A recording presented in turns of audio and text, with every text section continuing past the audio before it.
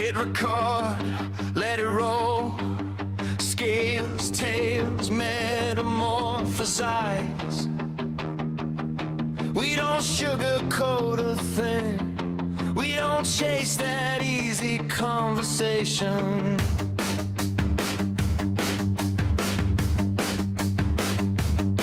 Real keepers in the chat. Habitat, vivarium, palladium. From the rack to the biotank. From the desert to the jungle. Cold-blooded conversation. Real talk, we walk that walk. No hype, no bait, just learn, relate. Cold blood. Real talk, same crew, one community. If you're here for the truth, then you're one of us.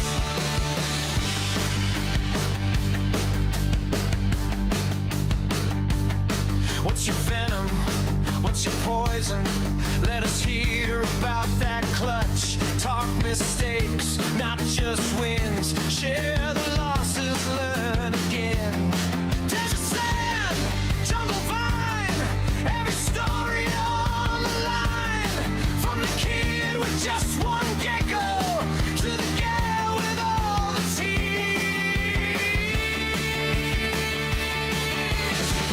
Cold-blooded conversation. Real talk, we walk that walk. No hype, no bait, just learn, relate. Cold blood. Real talk, same crew, one community. If you're here for the truth, then you're one of us.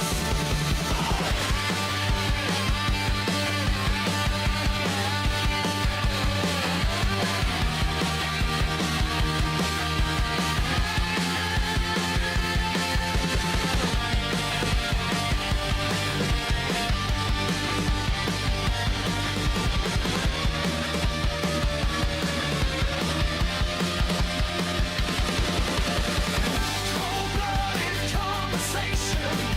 Real talk, we walk that walk. No hype, no bait, just learn, relate. Cold blood. Real talk, same crew, one community. If you're here for the truth, then you're one of us.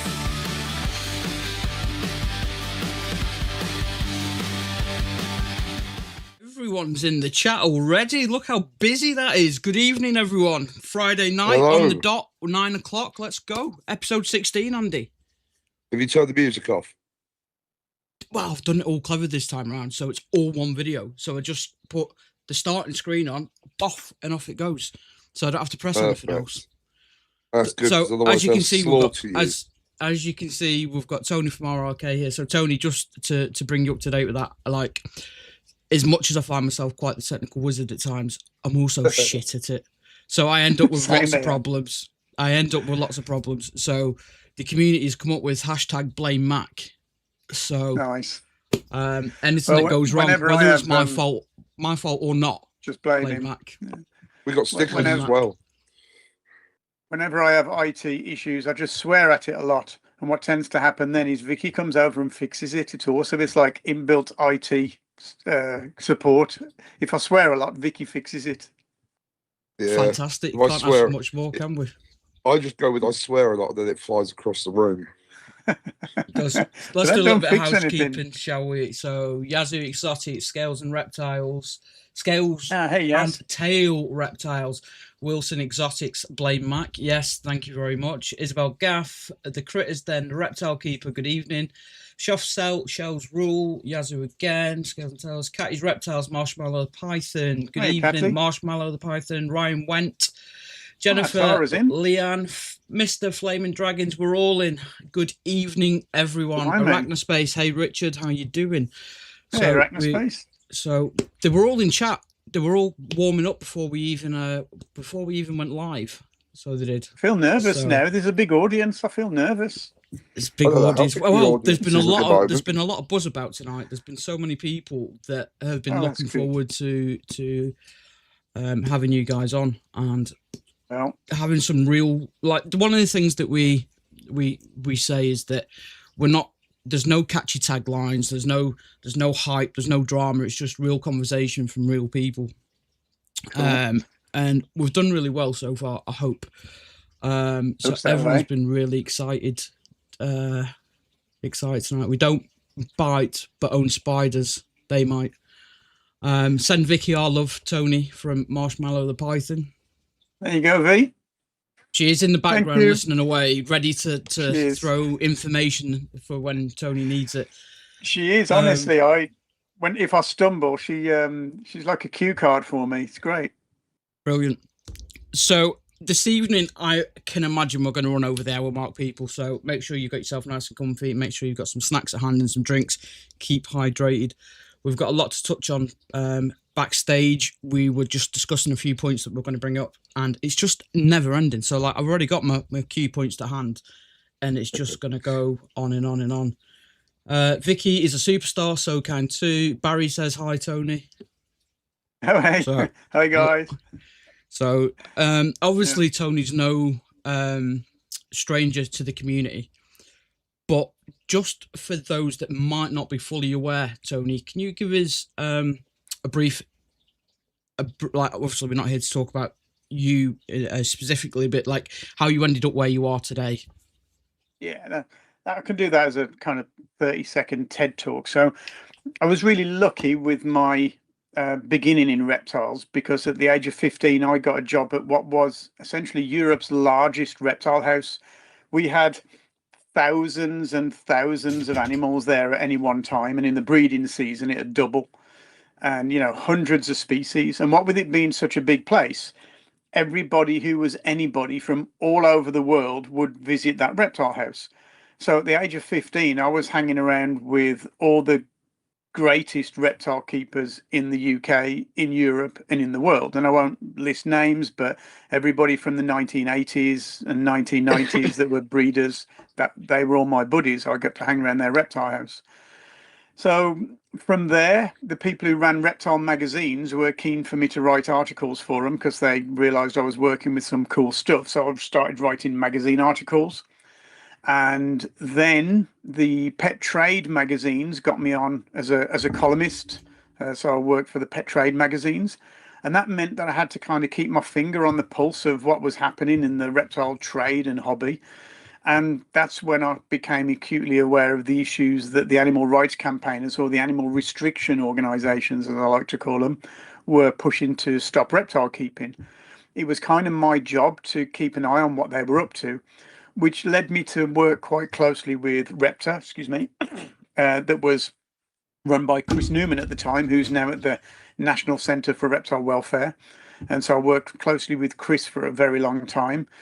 And that, without telling the story of what happens next, because we'll speak about that, that's kind of what led to Responsible Reptile Keeping being born, because there was a great need to look after the media and take control of the narrative around reptile keeping. And we'll talk about what happened to make that happen and why that's important shortly. But yeah, that's 40 years ago. I know I look very young, but I started when I was 15, hanging around with people who knew a lot more than me. And actually, that's still the case. I hang around with people who know a lot more than me, and that's where we get all our information and expertise from. One of which has just jumped in the chat there and shouted, Tony and Vicky, power couple tings fam, from Mr. Chaz. Sneaking in there. Good old Chaz. He's all right. Chaz I don't care what people say about Chaz. I think he's all right. Yeah, he's a reprobate. No, that's all that matters. He's an absolute star, actually. He's been a really good supporter of what we do from the early days. And one of the things that happened when we'd been going for a few months, and in the early days, we used to have a little alarm and notification come through on our phone every time we had a new member. Every time somebody joined, we'd get a little ding on the phone, and we'd have a little happy dance celebration. We got a new member. And then one night we're sitting at home. I can't remember. It must have been a Wednesday night, around about the 15th, 16th, 17th of the month or something. And our phones just went red hot, went ding, ding, ding, ding, ding, ding, ding, ding. And we got like dozens of new members in a night. And it weren't until later that night we realized that Chaz had done a kind of a video about responsible reptile keeping. And just without us knowing, we got all these new members. And now every month we have what we call a Chaz spike, where all of the members who joined on that day, all their memberships go out all on the same kind of day. And we've got a few different Chaz spikes now, not all by Chaz. There's a few different people who've sort of done shout outs for us and created that little spike in membership. Yeah. But Chaz's was the first. Chaz kind of set that ball rolling. So yeah, we're always thankful for Chaz. Fantastic. He's good. He's obviously one of the supporters of the show as well. And that's a lovely little segue actually onto please remember, folks, we do have sponsors and we do have discount codes and referral links and affiliate codes. And if you use them, we may get some kickback from them at no expense to you. But we do have to declare that in line with UK advertising policies. So all the information's in the description below. So if we set the framing for tonight, there's growing pressure on the reptile keeping across UK, Europe, the rest of the world. The narrative is, I want to say exotics, but actually it's more than that, isn't it? Animals shouldn't be kept as pets. There's a lot of emotional campaigning versus evidence-based discussion, and that's where responsible reptile keeping sort of kicks in, isn't it? You're broadcasting free educational media, you're advocating effective husbandry, which is something we'll get into a little bit later on as well. You oppose bans on built on misinformation, and obviously you're there to protect and help responsible keepers. So this isn't anti-welfare, but this is about raising standards and defending facts. I think the one that is on everybody's tongue at the moment, which is on our doorstep, is obviously what's happening in Scotland. I want to talk about that first as well, because we always get those people coming in that watch the first 20 minutes, half an hour, and then they go and do whatever they want to do. So let's talk about this one first, because this is right on. It's current. So yeah, can you, and it's worrying. It's actually quite concerning for everybody who's involved at this level of kind of policy making and advocacy. It's on the tip of everyone's tongue at the sharp end. So the fact that it's coming through to keepers and hobbyists as well is encouraging and important. But shall I explain what it is and what a positive list is and how the Scottish campaign against exotics keeping came about? Probably best start that way. Okay, so what I'll do is I'll explain what a positive list is, because that's the basis of everything. So a positive list is also sometimes known as a white list. Excuse me, just 1 second. Excuse me.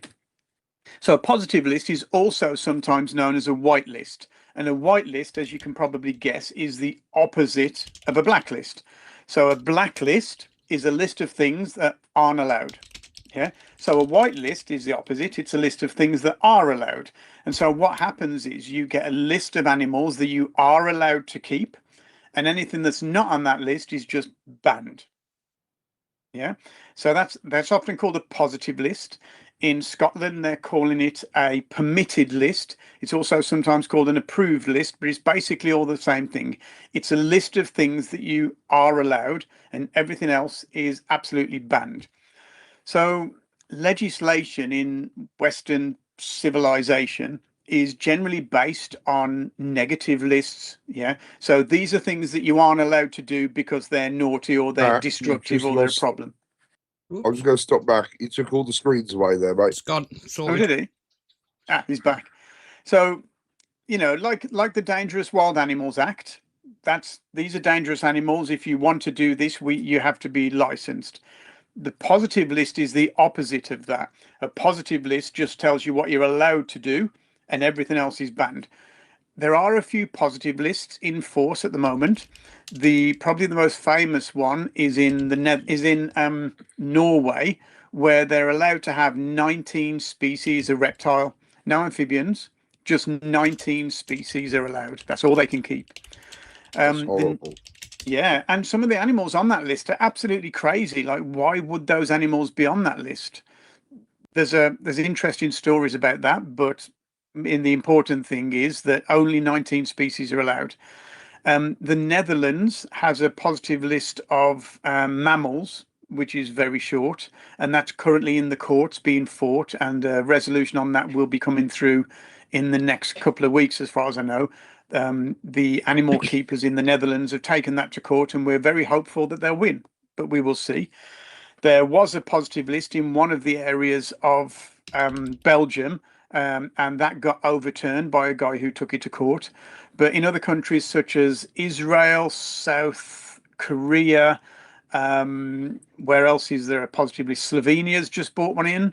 And several other places around the world have a positive list. Saskatchewan in British Columbia, Canada, they have a positive list.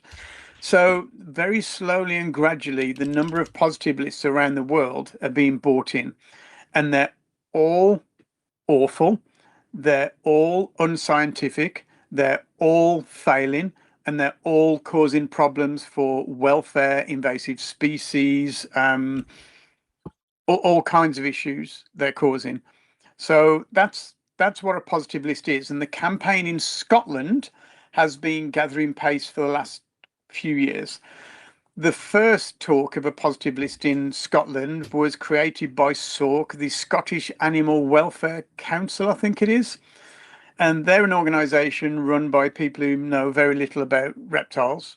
They're a government advisory organisation, and they decided that a positive list is a very good thing.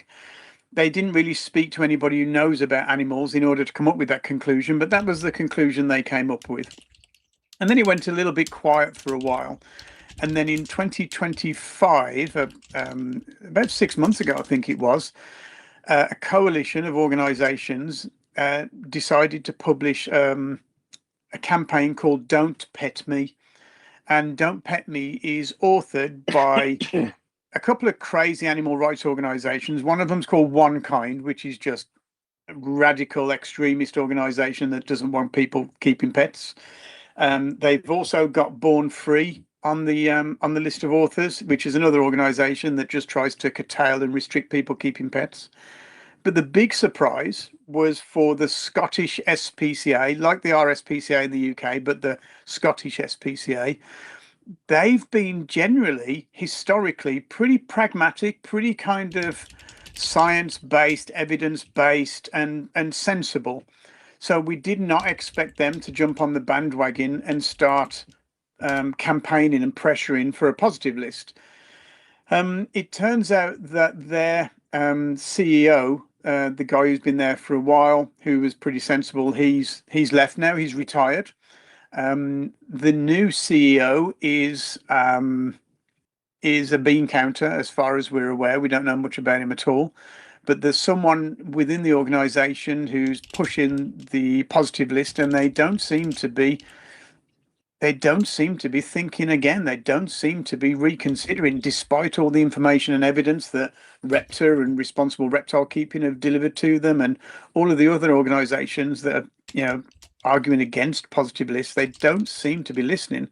So all we're left with is our opportunities to put pressure on that organisation, on the campaign, and to speak to policymakers and hope that we can, give them a sensible option that isn't banning thousands of suitable pet species. So that's, in a nutshell, the problem with positive lists in Scotland. And if we're not very careful, they travel across borders very easily.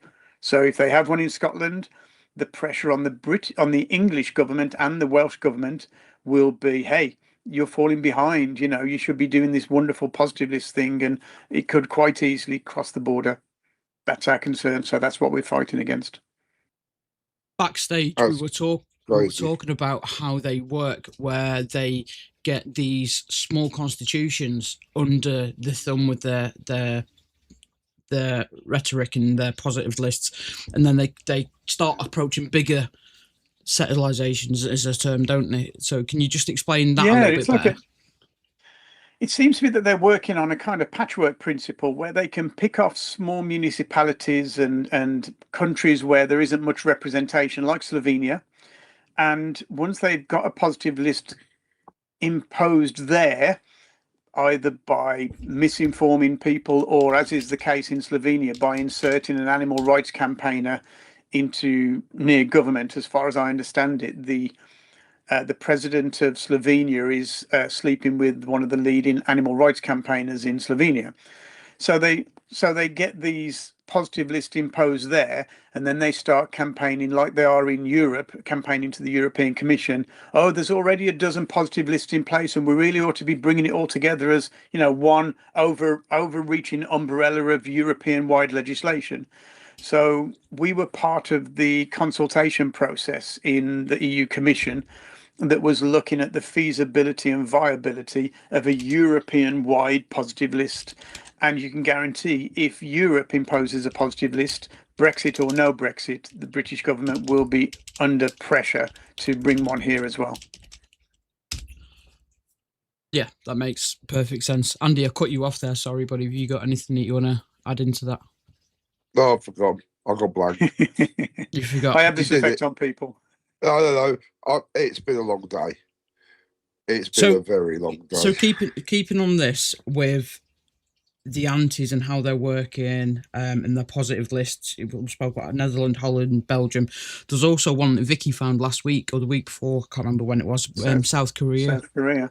Yeah. So it just it's came out of nowhere, really. As far as we can tell, it's very difficult for us to get information because we don't have contacts there. And just even translating stuff from there is difficult. But from what we understand, and I think it was from somebody commenting on our post where we kind of broke that story, it sounds as though there was some food hygiene related biosecurity legislation being passed. And what happened is what we're finding is often happening now, that these constricting pieces of legislation are being kind of tagged on and hidden in the small print. There's been a few times. There was one in Canada recently where we noticed some dubious kind of language in some proposed legislation. So we brought it to the Canadian Pets Canada, the Canadian advocacy organization, and we're helping them fight that. But this is what seemingly happened in South Korea. There was some food related legislation. And as a side note, they brought in this positive list completely unawares to anyone who was watching.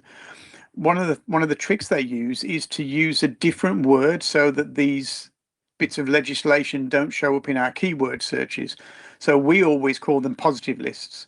In America, they're widely known as white lists.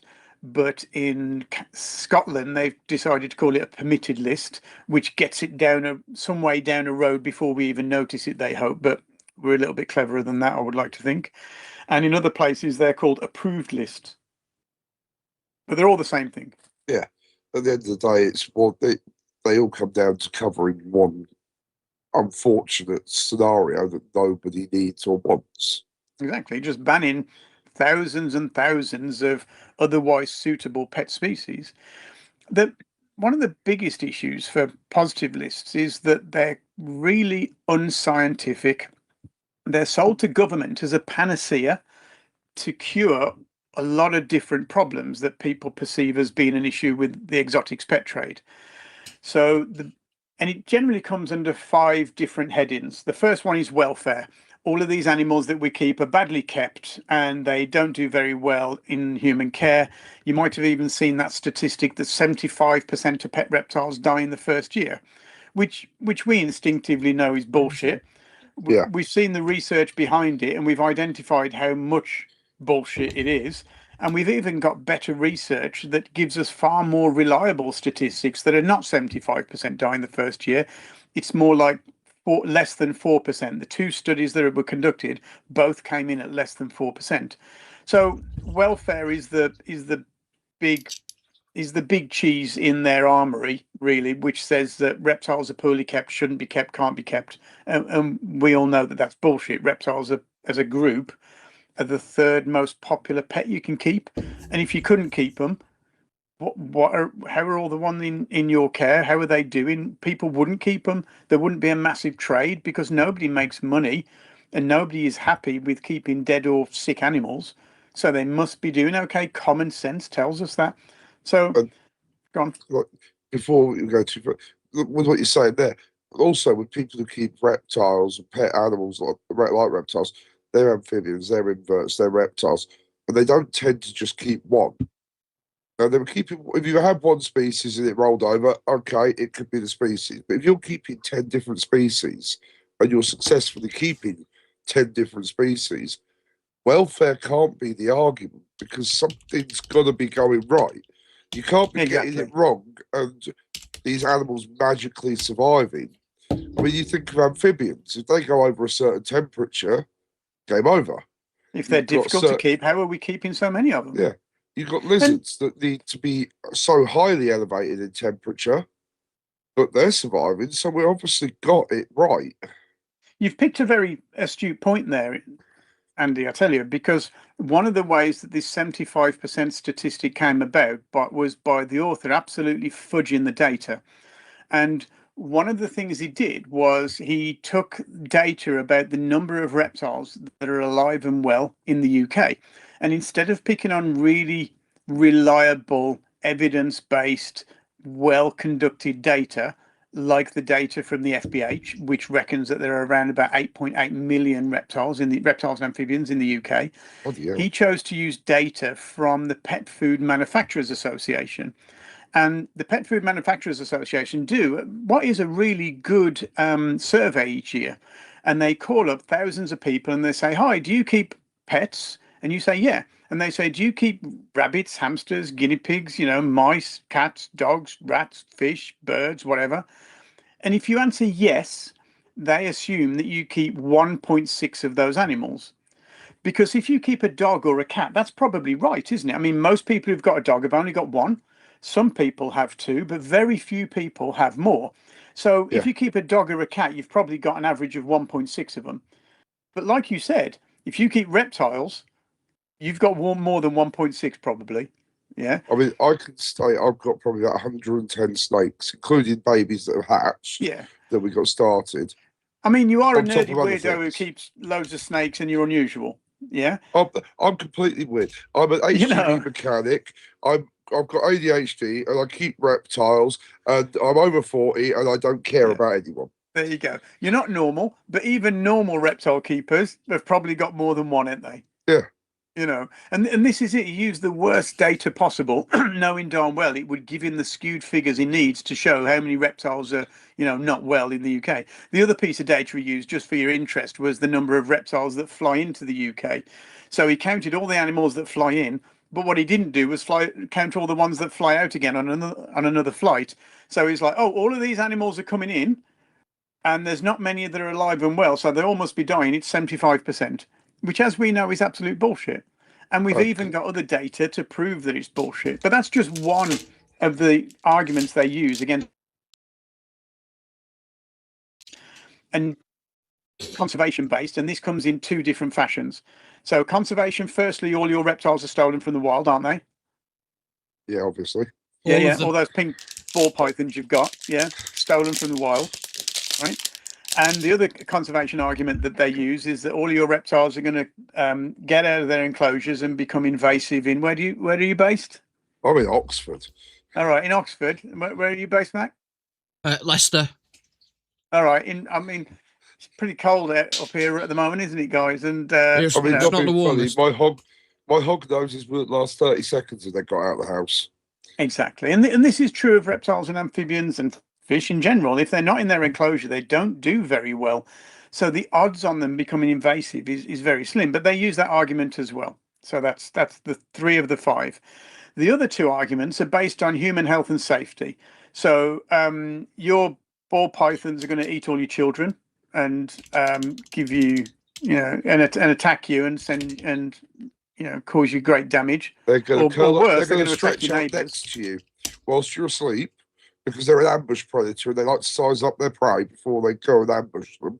You jest, mate. You jest, but if you should join some of these government meetings that Chaz and I are sometimes involved with, the kind of bullshit that gets put into those meetings that we I'd have to love to then come. go, we I'd have to love then to. put it straight. I'd love So to. so there you go. There's number 4 of the 5 is that all of these reptiles are really dangerous. When in fact we know that reptiles are the second safest pet you can keep. Quick quiz. What's the safest pet you can keep? The one that sends fewest people to hospital. A fish. The fish, yeah. So fish are the safest, and then reptiles come in next. I trust What? my reptiles more than my dog. Damn right. What animal do you think is the most dangerous? And I'm going to do this silly kept animal. What do you reckon is the most dangerous kept animal? Cat. Dog. No. Horse. No. I'll put you out your misery because it's difficult. It's actually cattle. Yeah, it's cows and cattle. And the reason I have to do this is because they're not a pet. If a cattle's going to mash you up, it's going to mash you up because you work with them. And then after that, it's one of the 3 animals that you mentioned. Which one do you reckon is the most dangerous pet animal?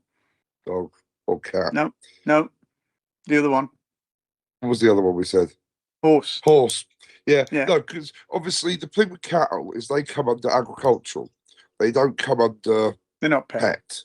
No. Horses obviously come under equine, and there are more. The problem with horses is riders falling off more than anything else. Well, the problem with horses is that however a horse mashes you up, it's going to be pretty bad. If it headbutts you, if it throws you, if it kicks you, if it bites you, it's a big old animal, and it's going to mash you up. I grew up around horses. I know exactly what they're capable of. So then, of course, we've got the dogs issue, then we've got the cats issue, and then you go right down the list. There was even a woman in the UK recently who died from a hamster bite. Yeah. Wow. So, That's a bad day. Bad day. But that brings me on to the last of the 5 issues that they fight against us with, and that is zoonoses. This is catching diseases from your animals. What's the disease you're going to catch from reptiles? The one. Salmonella. Salmonella. Now, I'm very sorry to anybody that I upset with this comment, but if you catch salmonella from your reptile, you're either very, very unlucky or very, very stupid. Yeah, because you're going to have to lick their shit, basically. So it's catching salmonella from reptiles is possible. But if you just wash your hands, you're probably going to avoid it. Yeah. And you're going to end up, there's much worse diseases you can get from dogs and cats, and there's far more of them. And taxonomically, biologically speaking, the further away from us an animal is in taxonomic terms, the less transferable those diseases are. So you can catch more easily catch more diseases from primates than anything else, of course, because they're very closely related. Yeah. More closely related to some of us than others, I'll admit, but closely related. Careful. Then I'm not very ape-like, honestly. Then you've got, dogs and cats are still mammals. Then you've got, the birds and then the reptiles, and you just can't catch any diseases from reptiles really unless it's salmonella, and all the other diseases you can catch from reptiles relies on you having to eat them. So, they're not really zoonoses for pet keepers. So, yeah, there's the 5 things that they criticize us for. And those are the 5 things that they go to legislators and local authorities and governments with and say, we've got an answer for you. We've got something that will stop all of these problems. It's called a positive list, because if you can't keep them, then you can't keep them badly. They can't escape. They aren't stolen from the wild. They won't give you any diseases, and they won't eat your children. Isn't this a wonderful thing? Let's have a positive list. It works in these different countries, so everybody else is doing it, and you should too. What they don't say is all of the negative, really worrying consequences of positive lists that have become evident from every single area, every single country where they've been introduced. They've been an absolute disaster in many, many ways. And perhaps that's something that we should discuss, because I'm telling you that positive lists are a bad thing, but I think it's important that we explain why they're a bad thing. I mean, at the end of the day, what the fuck happened to common sense? Common sense is a superpower nowadays, my friend. It isn't common anymore. No, it really isn't. Because at the end of the day, going back through your list of 5 there, every single one, anyone, even my 11-year-old could answer with why they're bad ideas. And all it takes is a little bit of, hang on a minute, let's think like a normal person to answer anything. In defense of the legislators and policymakers, if They're not you're only normal. told one side of the story, and they do sound very convincing when they're saying it, then it sounds like a good idea. It's if you only get told one side of the story, then that's all you can understand. You've got to understand that legislators and policymakers aren't really interested in reptiles. They don't keep them themselves, you know. They rely on us to give them information. But one of the problems that we have is that we have been framed as the bad guys for the last 15 or 20 years. We've been framed as only interested in money and profit, happy to abuse animals to, you know, for our own purposes, whereas our opponents have framed themselves as the saviors, the animal welfare specialists, the conservationists. And I can categorically tell you that neither of those two framings are true. Most of the reptile keepers and businesses that I know are thoroughly committed to welfare and conservation efforts, whereas our opponents have routinely showed us that if something is good for welfare, if something is good for conservation because animal keepers keep them, they will oppose it and try to regulate against it, even if that regulation will cause poorer welfare and worse conservation. They've proven that to be true time and time again. They use welfare, conservation, and all the other issues as platforms to fight from, but they're not really interested in those things. They only weaponize them to further their cause to stop us keeping them. And I could give you countless examples of when that's happened. I think They're also very clever in the names that they use as well. They don't come across as, you know, when you think of Born Free, it paints a really good image in your head. It does, doesn't it? You I know, was there's born there's free. there's I didn't no cost amount anything. of you don't even need anything else, do you? Just a picture of a tiger. We all know they're endangered. Born free, some savanna grass. Okay, They're now we're obviously talking because they're also, you know, they must be doing good. now we're talking about the reasons why responsible reptile keeping was born. Because one of the issues that was making me frustrated, and I say frustrated in the with some amusement, because I wasn't just frustrated, I was ranting and angry every time I saw bullshit online from animal rights campaigners and animal restriction companies who wanted to stop us keeping, and they were just feeding everybody bullshit. Misinformation is information that you don't really know is bullshit, but it's bullshit. It's like poor husbandry advice from somebody online. It's bullshit, but you don't know it's bullshit. Disinformation is bullshit, and you know it's bullshit. They're just trying to pull the wool over your eyes.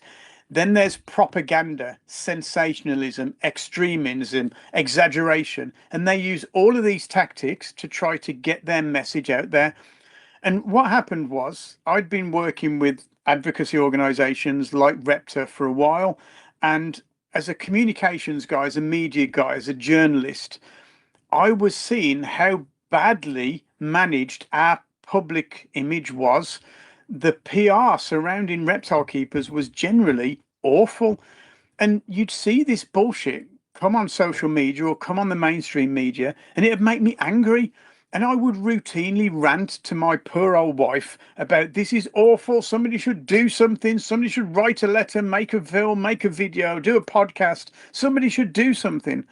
And in the end, she sat me down and she said, Tony, you've been talking about this for a very long time. And, you know, a lot of people do a lot of talking, but not a lot of people do a lot of doing. So what I'm going to ask you is to either do something. Can I swear on this? Yeah, that's fine. Okay. She said to me, either do something or shut the fuck up. Yeah. So that was kind of why we decided to launch Responsible Reptile Keeping. And one of the questions we asked ourselves was, I've been doing this for 40 years.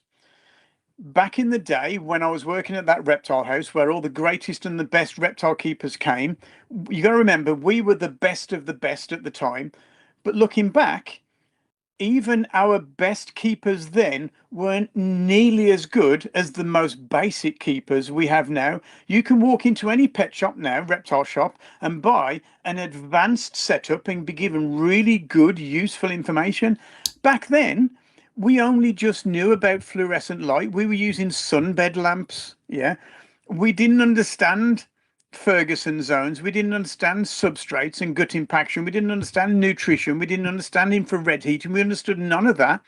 So why then if we do so well today with reptile keeping, if we know about all these things and our husbandry and our welfare is really good, why then do we get more grief today than we did ever before? Why? And there's an answer to that. Go on.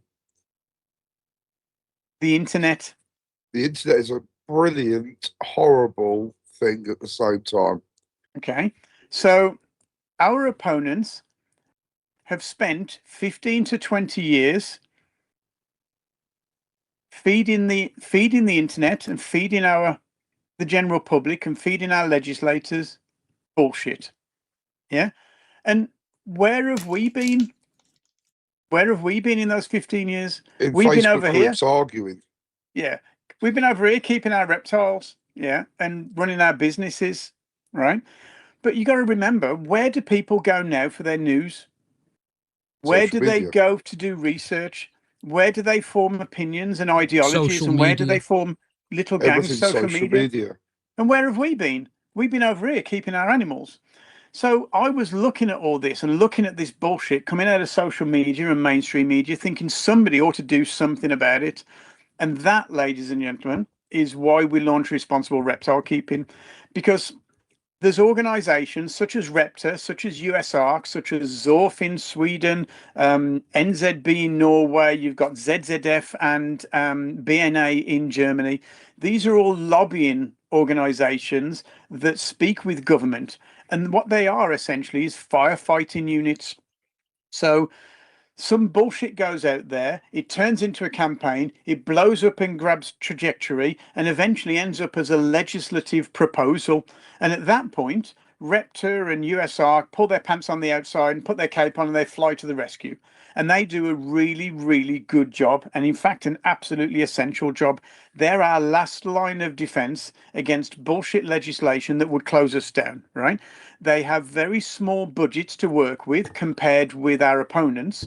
Our opponents have multi-million pound budgets. World Animal Protection a few years ago bought in 32 million, I think it was dollars, right? I won't tell you what Repta's budget is, but it's a fraction.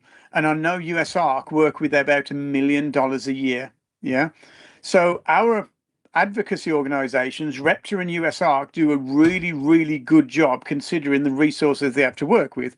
And I think that's largely because they talk sense and have science to back them up. Yeah. I also think the other thing is a lot of these anti-groups, I'm going to use that as a phrase, prey on people who don't know, and they get their funding through people where they're preying on them. Look at this poor sick lizard. Look at this poor sick snake. Yeah, exactly that. I don't want to pick on a demographic of any sort here, but the elderly are more likely to fall into that trap than someone in their early 20s. Hold that thought. Hold that exact thought, because you've hit a nail on the head there again. So what Responsible Reptile Keeping is essentially doing is trying to neutralize the bullshit that is the foundation for all of these issues that we experience and sometimes turn into legislative issues. All of our problems originate with bullshit one way or another. Yeah, it might be bullshit we see online about husbandry that comes back to bite us on the bum, or it might be bullshit that our opponents feed to legislators and policymakers that gets turned into bullshit legislation. So our approach is to act as a support mechanism for Repta, for USARC, for Zorf, and all the others around the world by trying to neutralize the bullshit before it turns into a legislative emergency. What we're hoping is that we can stop campaigns from developing and growing to such a size. And just by giving you guys information and by giving you guys resources that you can share on the internet, you can see people talking crap on the internet and go, actually, that's crap. Here's a video from Responsible Reptile Keeping, and that will shut it down. We can't be everywhere on the internet, but you guys can. So every time you guys see something on the internet that you know is bullshit, we give you the resources that you can use to close that conversation down. And what we're finding is that these resources are being found by journalists and by legislators, and helping them to come to sensible conclusions before they get polluted by animal rights campaigners. What we're doing is taking control of the narrative again. What we're doing is taking back control of the narrative and reframing keepers and businesses and breeders as the knowledgeable specialists who understand the animals and know what's best for them and have interest in welfare and conservation. And we're reframing the animal rights campaigners as misinformed idiots who are just extremists who want to close us down. Did you see that video we did where the guy was talking about the world's largest python? It rings a bell, but I've seen a lot of videos recently.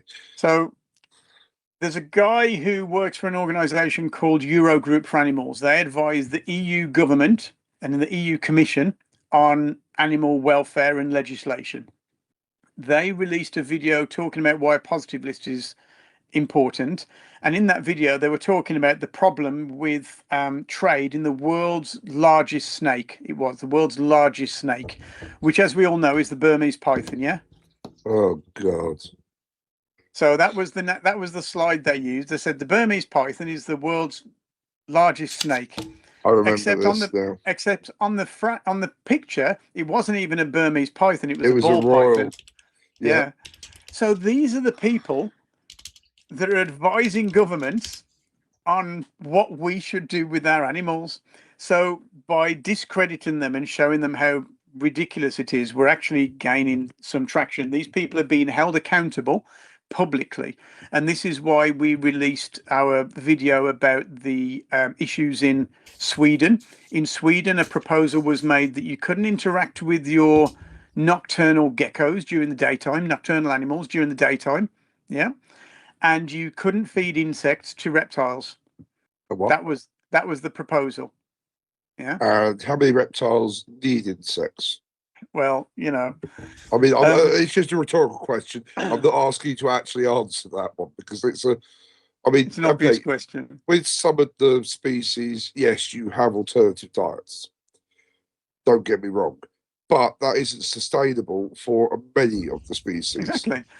And that's not the aim. The aim isn't to sustain it. The aim isn't even welfare. The aim is to close us down. And they didn't give any idea of how you could euthanize the bugs to make them acceptable. And they didn't even say what their response was to if I swat a fly or spray a field of crops. You know, they just wanted to close us down.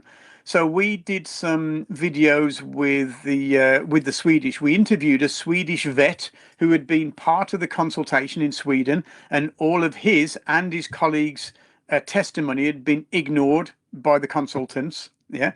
So we released our video, and I'm not saying it was our video that did it. Zorf in Sweden worked very hard at creating publicity to discredit that campaign.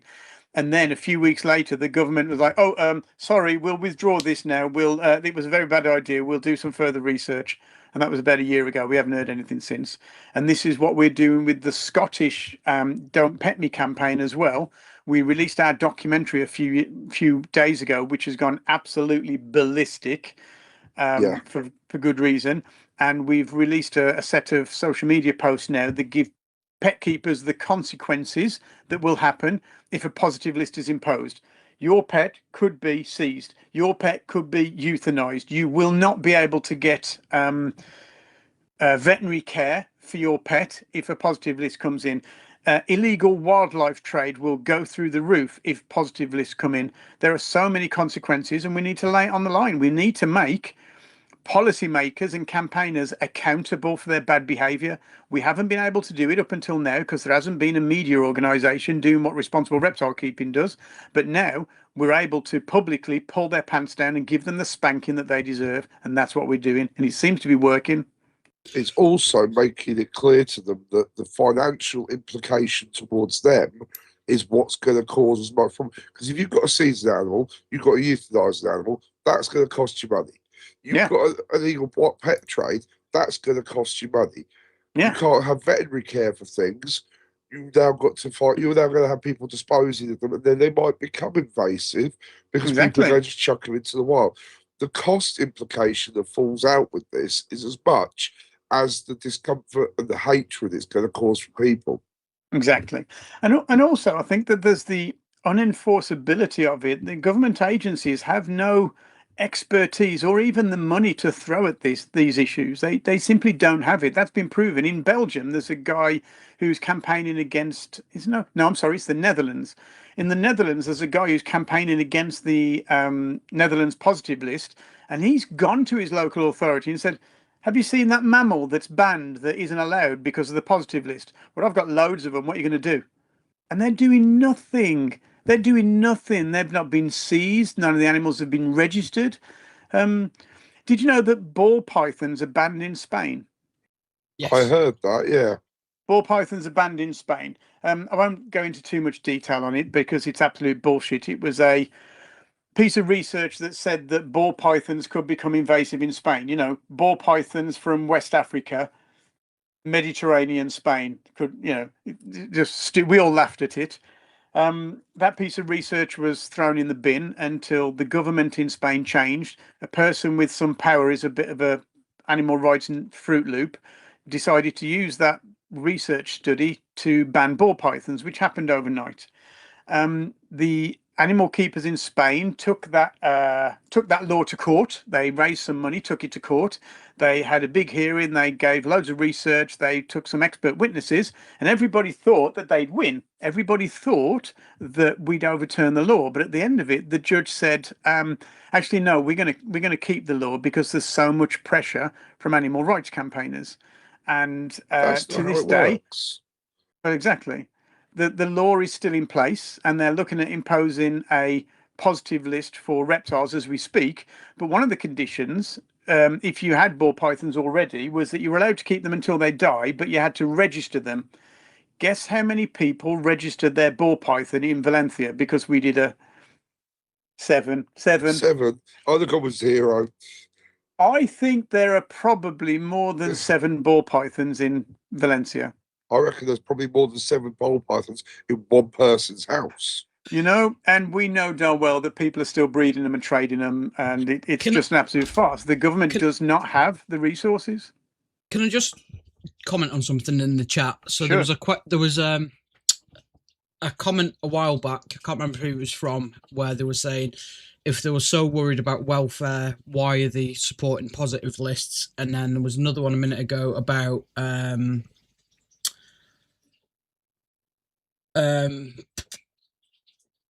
how can zoos survive if a positive list comes in? So welfare isn't... Zoos will be exempt. Welfare isn't at the core of the propaganda that's being spread. They're not interested to the level we're keeping animals at. So we could be at the forefront of the hobby with the best lighting, cooling, heating system in the world, and we've got rotating suns. That's not an interest. The interest is they don't want animals in captivity, full stop. So there's no like, why are they supporting this? It's they're just not interested. They don't think animals should be in captivity. End of story. I can prove this with an example for you. There's recently been introduced new legislation in the UK which regulates the keeping of primates. Yeah. It's a bit of a shit show in a million different ways. It basically closes down private keeping of any primate, regardless of how well you keep them. And one of the things that came out of the campaign groups that were arguing against the regulation, and the regulation, just for the record, was that you could only keep primates if you kept them in zoo standard enclosures. I think I know where you're going with this. Go on. The standard required under the primate legislations is higher than the standard that the zoos are expected to keep In them many places, yeah. Well, regardless of that being true, yeah, the animal rights campaign has still said this is a disaster for primate welfare. It's awful that they're being allowed. So what we know is even the highest standards that are governable, the highest standards that are available, the best way to keep primates, as far as we're aware, is still not good enough for them. Is still not good enough. There is no level, there is no advancement that we could make in our welfare or husbandry that would keep them happy. They would still campaign against it. It's been shown every time when they argue against CITES regulations, downlistings. They have never once, in my knowledge, supported any keeping of an animal regardless of how good it is for welfare, and they have never argued against anything that reduces keeping of animals, even though it would be bad for welfare. This is just a uniform, standard operating procedure for them. They Leanne's just want asked to see- what. Sorry. Leanne's just asked, what do you think motivates them? Surely they must see positives it does in some situations. No, I don't think so. I've been reading a lot of the philosophical background to animal rights and animal liberation, and it seems to be based in the idea that humans are truly awful, and if we didn't exist, then the world would be wonderful. Yeah. The idea that any human interaction with animals is a bad thing. So if you consider that you can't keep animals as pets, or maybe you consider it right that we shouldn't eat meat or any animal produce, we wouldn't be able to have any clothes, we wouldn't be able to have any equipment, we wouldn't be able to have any possessions, we wouldn't be able to have cars, we wouldn't be able to have anything, because everything in every organism's existence is based on utilizing other organic resources. Yeah, animals eat animals, animals build shelters out of other organisms. Every animal utilizes other organisms, but our enemies, our detractors, say that humans are totally awful and we shouldn't interact with animals because that is universally bad for animals. This is the point I've been thinking about, and it's my own opinion here. I see the problem now with a lot of the anti stuff on the reptiles is because we are the least funded of the hobbies. But that's why they're picking on us at the sharp end. They don't go after the dogs and cats because the pet food trade, and there's a lot of money in it. They don't go after equine because there's a lot of money there to fight it. Whereas they see us as the weakest link. If they can pull us down, then they can start on the next one. But also, where do you think their funding comes from? Animal lovers with dogs and cats. Yeah. They don't realise their animals will be next. They're putting the money into something that will eventually bite them in the arse. Yeah. Well, in the Netherlands, their positive list was supposed to be of mammals was supposed to be scientifically constructed. Yeah. And what they realised was that they weren't able to include rabbits on that positive list of allowed animals because rabbits it's generally accepted, and I'm not an expert, so don't quote me on this, but it's generally accepted that rabbits have the worst welfare of any pet taxa on average, standardly speaking. But Nicola's just said that as well. Lots of people keep rabbits in really poor conditions. Yeah, they're generally accepted to be the worst kept of all the general pet animals.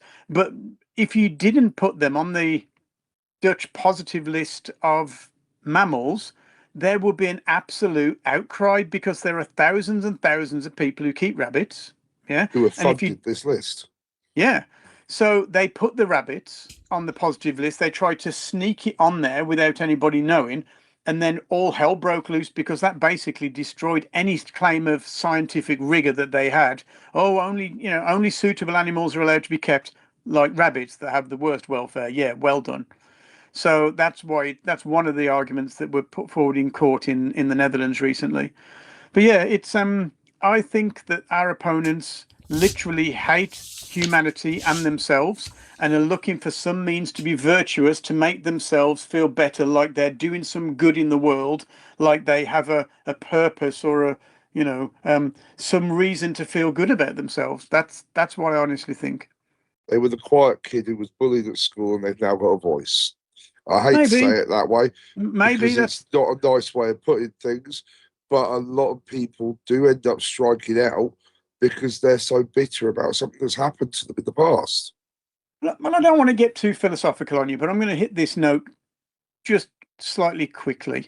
Yeah. The only people who know how truly despicable we are is ourselves. Yeah. Yeah. I've done some shitty things. You've done some shitty things. Oh, I have. And most people don't know the shitty things that we've done. Yeah. Only we deep down know what shitty things and how shitty we actually are. Yeah. And generally, we're all looking for some means to make ourselves feel better or have some self-worth. And there's lots of ways of doing that. Some people accomplish great things. Some people focus on caring for others. Some people focus on caring for animals. Other people focus on changing the world. And I think that's one of the motivations behind it. And that's the end of my philosophy lesson for today.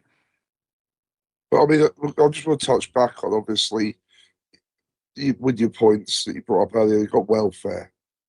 But where does the line draw on what welfare is acceptable?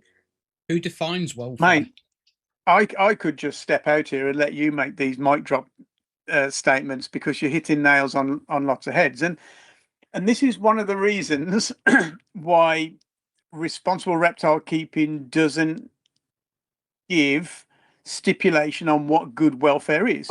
Because if you put 10 reptile keepers in a room together and ask them for their opinion, you'll get 20 different opinions, right? We fight. Yeah. And I understand why. Welfare isn't a science. There are things that you can measure scientifically, but welfare is a philosophy. And your idea of what good welfare is might differ to mine. I was in Equatorial Guinea a couple of years ago, and I can tell you their idea of welfare is very, very different to what ours is. Yeah. So what we're trying to do when we're discussing policy and welfare is we're trying to find an acceptable band of welfare that is acceptable to everybody who's got an interest. Yeah. And that's a very difficult thing, but because our opponents have a zero tolerance, we try to find a place that is acceptable in modern, Overton window that decides what we can advocate for. I mean, the other thing is, we look back 20, 30 years ago on how animals were kept to how they're kept now. Yep. And we've come on leaps and bounds. Isn't it just? To find a minimum standard that everyone can agree on will never happen. But there needs to be a minimum standard in the nicest sense. And I don't mean minimum. I mean, it's not the best wording for it, and it's one we all use. But minimum isn't what we're looking for. The acceptable standard is where we should be going. And then you've got your advanced standards.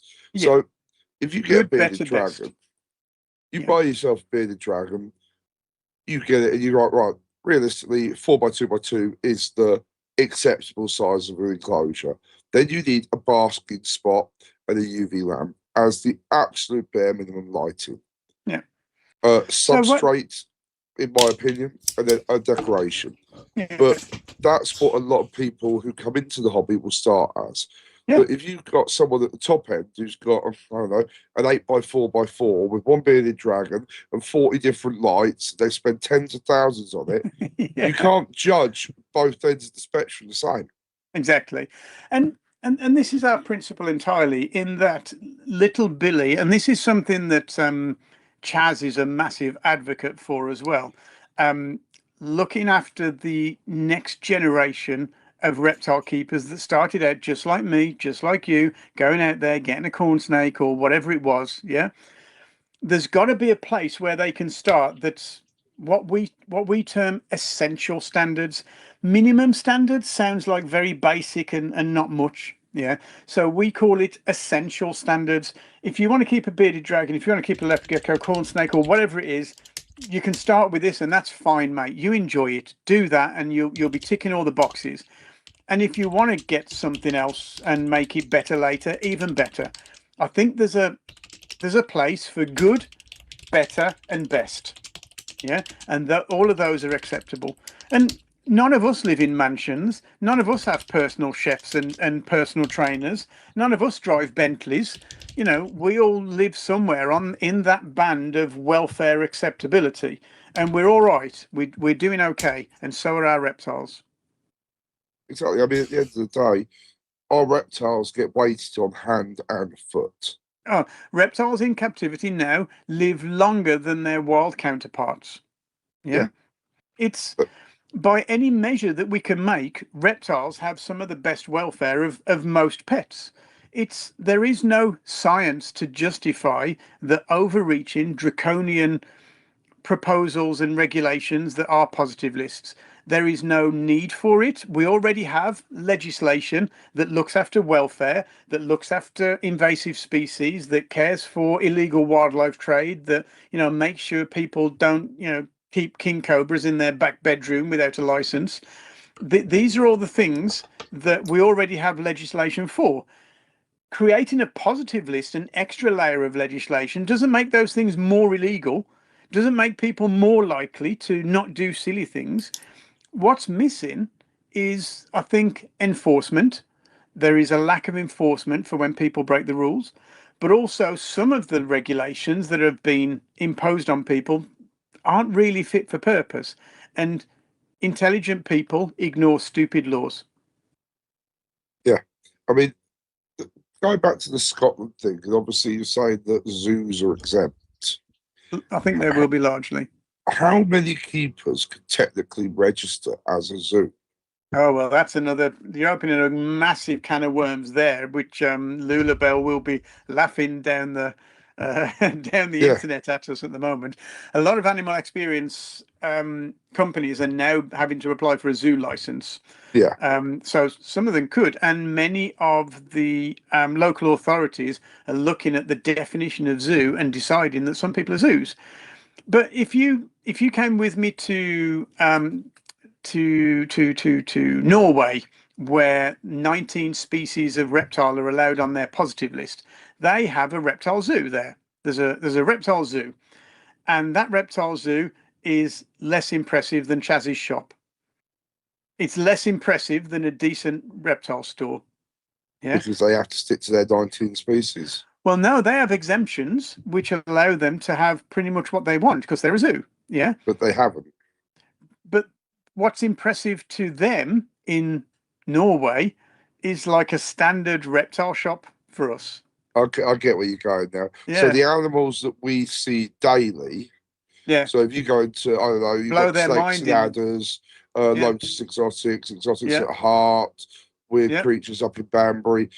I'm just picking off a few shops here, and what they have on their shelves and what you're getting in that zoo then. Exactly. It would blow their mind. And it's a shame because there's some really passionate keepers in Norway that I've met who really, really know their stuff. And what was really interesting was when Jim Collins went over to Norway to discuss their regulations. Yeah, he'd been like these government groups and keeper groups, and then when all the discussions and the official stuff had finished, people would sidle over to him and say, "Hey man, I've got some of these. I'm not supposed to have them, but can you give me some information on how to keep them and how to breed them?" They were plugging in for information because in Norway, when there was an outright reptile ban, they've got a positive list now, which is an improvement on what they had before. It's still shit, but it's an improvement because what they had before was an outright ban. From 1977 to 2017, reptiles were banned. Yeah. And the government's estimation, which we know probably wasn't a good estimation, said that there were at least 100,000 reptiles being kept in Norway legally. There was a thriving commerce of shops that were selling all the equipment and food that you needed for reptiles in Norway that you weren't supposed to have. It was absolutely crazy. It's unenforceable. And that's what happened. It's bad. Oh, It is bad. before I let you continue, something else occurred there. So in the documentary, you've probably seen the section where in Norway, a lot of animals were being kept illegally. But if anybody found out that you'd got those animals, you'd be raided, your animals would be seized, and it was highly likely if your animals were like bearded dragons, leopard geckos, corn snakes, and not Sanzinia or, blue tree monitors that zoos might want. If it was anything sort of run of the mill, guess what happened to those animals after they were seized? Euthanized.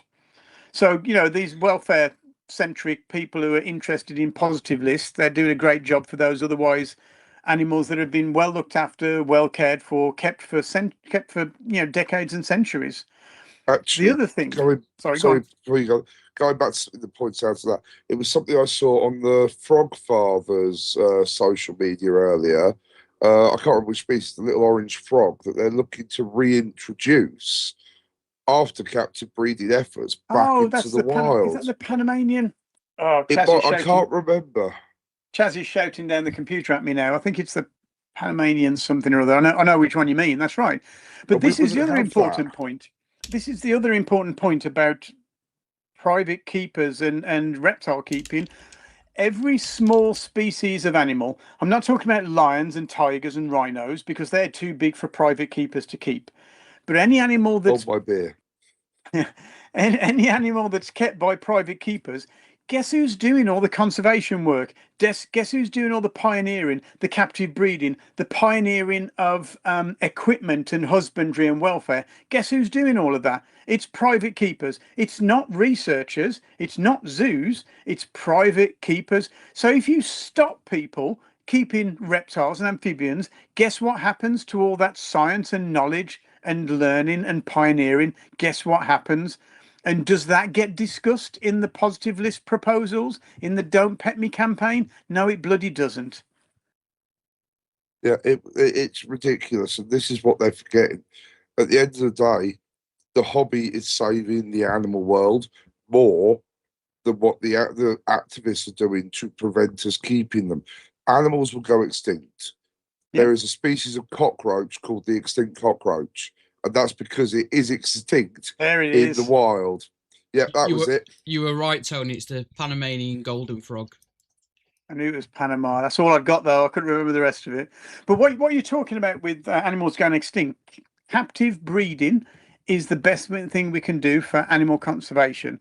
So we were involved in another consultation with the EU Commission that was all about how to prevent illegal wildlife trade. Yeah. Now, to cut to the punchline, that project has been misappropriated to look for ways to curtail not illegal trade, but all trade. They've decided that the best way to stop illegal trade is to stop everybody keeping, but that's by the by. We knew that would happen. So we got interviewed for that consultation. And one of the things I said was like, look, I could give you some advice that would stop the vast majority, 99% of illegal wildlife trade overnight.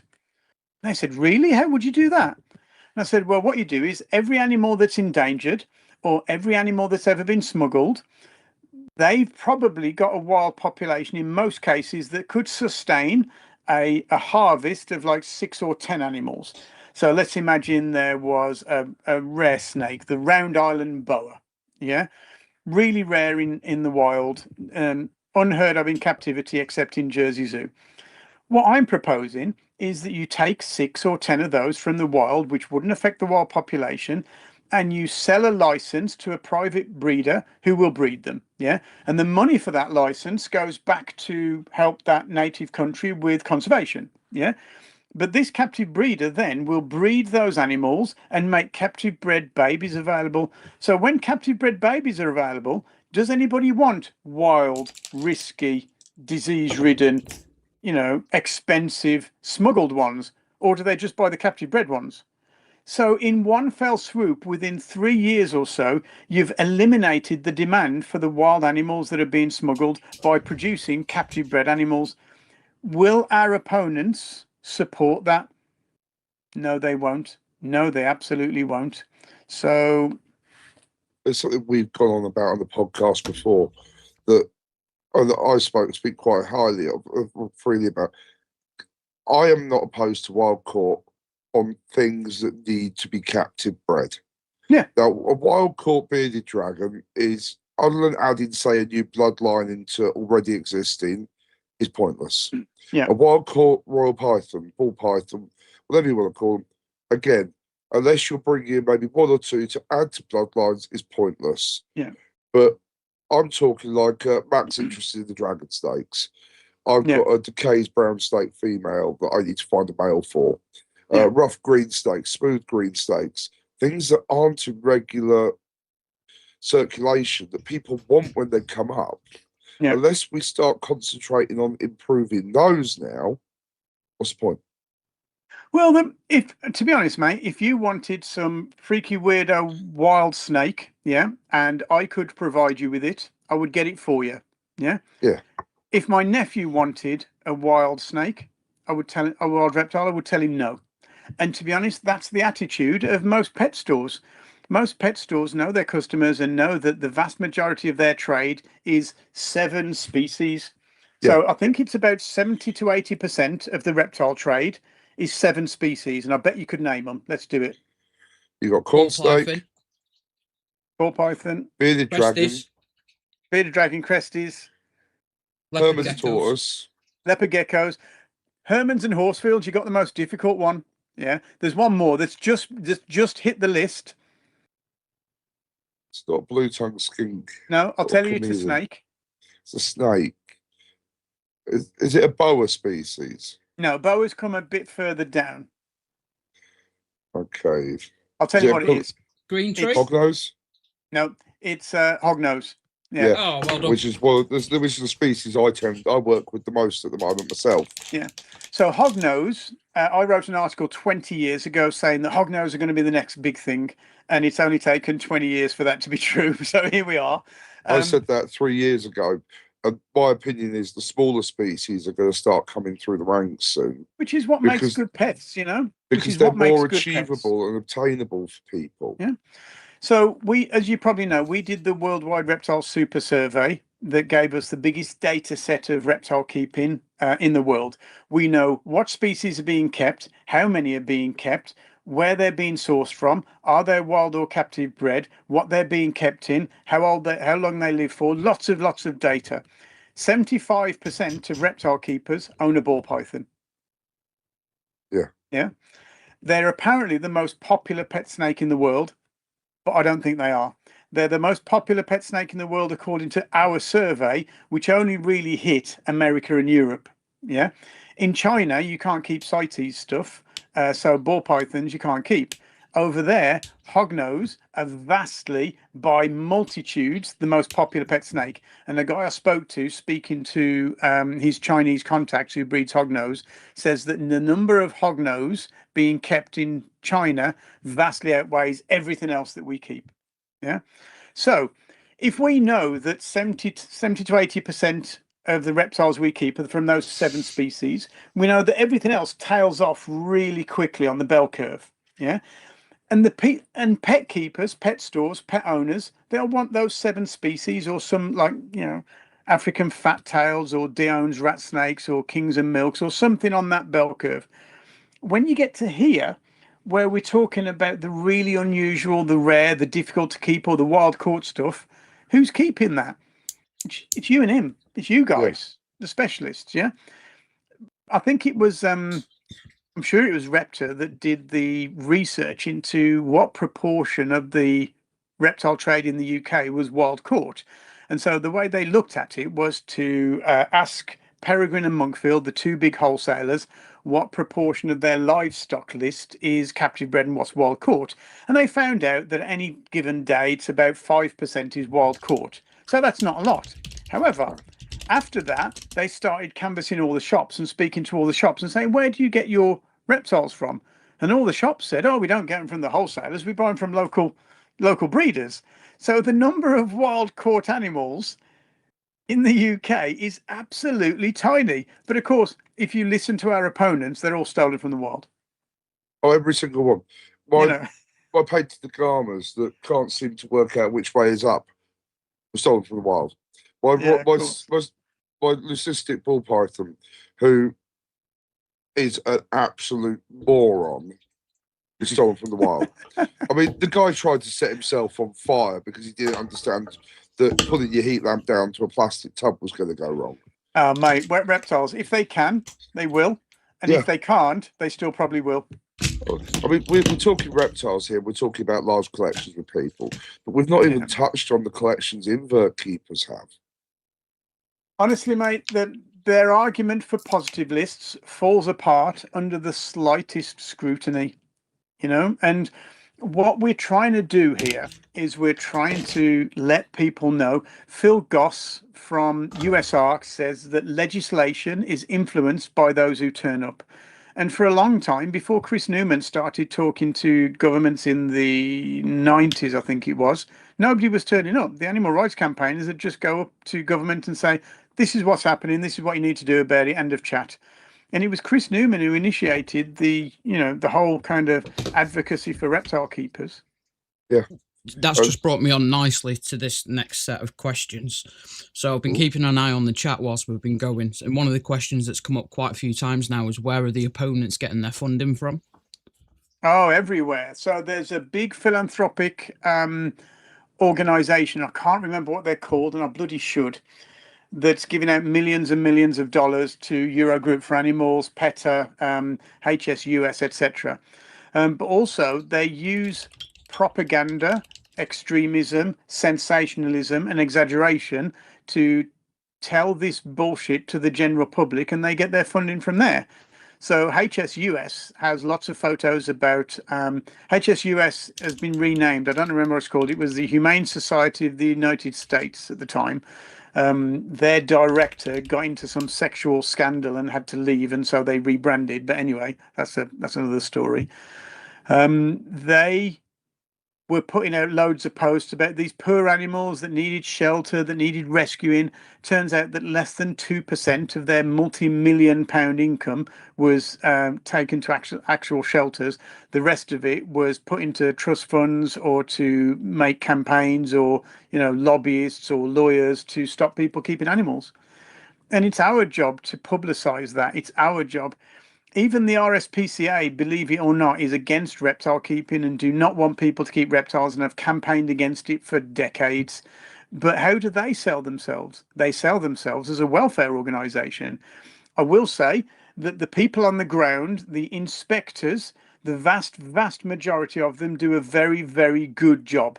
Yeah, the vast majority of them are doing good work. I do not have a bone to pick with RSPCA inspectors at all, but the trustees and the upper echelons of the RSPCA are absolute psychos who just want to stop people keeping pets. Actually, there's something that brings to follow on from that. My old job, I was a breakdown mechanic, and I actually went out to an RSPCA van. Yeah, and got talking to the inspector whilst I was there, and he kept tortoises. Absolutely adored them, loads of them, showed me photos, a lot, pretty impressive setups and all that. And he was saying that their hands are so tied on the ground level because at the end of the day, the money doesn't filter down into what it needs to for them to be able to do the job properly. you're absolutely right. Where we're told the RSPCA are crap, it's not that they're crap because of the people, it's just crap not because of resourced. the way the resources are being used. You're absolutely right. And if the donating public were made aware that their money wasn't going to saving poor animals, they'd stop donating. And this is one of the things that is part of our publicity against the Scottish positive list and Don't Pet Me, in that if the SSPCA's donating public found out that that organization wants to stop them keeping the pets they love, maybe they might not want to donate to them. And I don't want to threaten the SSPCA, but if they're going to attack us with this absolutely ludicrous and damaging legislation proposal, we're going to expose their position to their funders and hit them where it hurts. And I think it will hit them where it hurts. Gloves have to come off, unfortunately. Well, I would be happier if they'd have a conversation with us, if they'd listen to some reason, if they'd reconsider some aspects of their proposal. But they're not. They've actually doubled down on it and started putting out even more social media advocating for positive lists. And so play stupid games, win stupid prizes. Yeah. One Matt, of the other what we got questions. next? One of the other questions was, if the oppositions are appearing in court and getting these legislations pushed through, who are representing us, if anyone? So there's a few different stages of resistance. So the first one is Responsible Reptile Keeping's media and PR and data and evidence and resources that people can use to close down the arguments before they start to become proposals.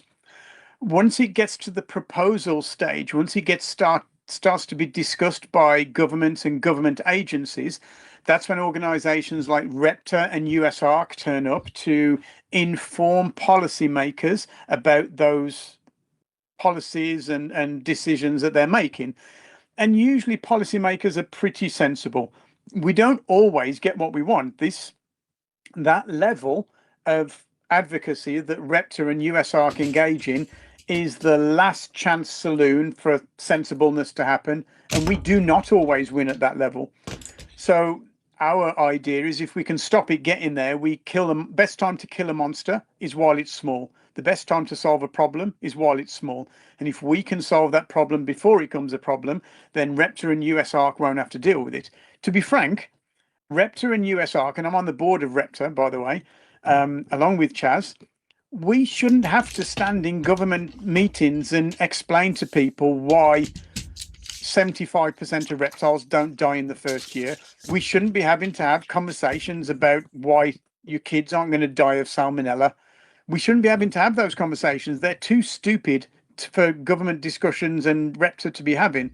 They should be having more important discussions. But there's the first two layers, media and PR and narrative, and then legislative discussions. Once it reaches the stage of legislation, it's very, very difficult to turn that around. We've seen this with the liar regulations that govern pet stores, which in many respects is an absolute shit show. Getting changes made to those is extremely difficult. Even the most obvious changes is extremely difficult. Getting ridiculous animals taken off the dangerous wild animals schedule is extremely difficult and has taken many, many decades to do. But there is opportunity at that point to do what the Spanish have done, what the Belgians have done, and what the Netherlands has done, which is to take these to court. At that point, it really is an extremely expensive job, and it's extremely tedious and it's extremely difficult. What we're in a better position now is that responsible reptile keeping, especially, and also Repta to a degree, is funded by large companies in the pet trade who want us to advocate for their interests. And thankfully, their interests largely correlate with welfare and conservation. So we're in a much better position than we've ever been with regards to funding. And we're quite looking forward to a legislative fight with positive list proposals in Scotland and indeed elsewhere around the world. We're working with the Spanish animal advocacy groups. We're working with the Canadian animal advocacy groups, Pet Canada, along similar lines, and we're better funded and better organised than we've ever been. And what Responsible Reptile Keeping has been able to do, because we're an international organisation, is pull a lot of these advocacy groups together to work on projects together, and we're a lot more effective that way. Makes sense. Attacking We're with trying to. numbers. You're coming at them with numbers from all over the world that way. Yeah. You can't, if it was just yourself arguing with the Scottish government, It's they might difficult. go, but when you've got the backing of people from America, from Canada, from Australia, all over the world, it's hard to turn a blind eye to it. I had a email from the founder of Zoo.Med, just a couple of days ago. He saw our documentary and he said, "This is fantastic, but well done. What can Zoo.Med do to help?" Yeah. I had a meeting with Pets at Home just yesterday. And what a lot of people might not know is that Pets at Home are the reason why the liar regulations didn't close down the entire pet trade back when they were introduced, because they put up the fight to challenge the liar regulations that would have otherwise closed down the whole of the pet trade and all the reptile trade. So it's these big companies that now are having the ability to get involved in these campaigns. Previously, they focused on what they do best, which is running a business. It shouldn't be left to these companies to fight all the battles, because whose responsibility should it be? Who should pay for it all?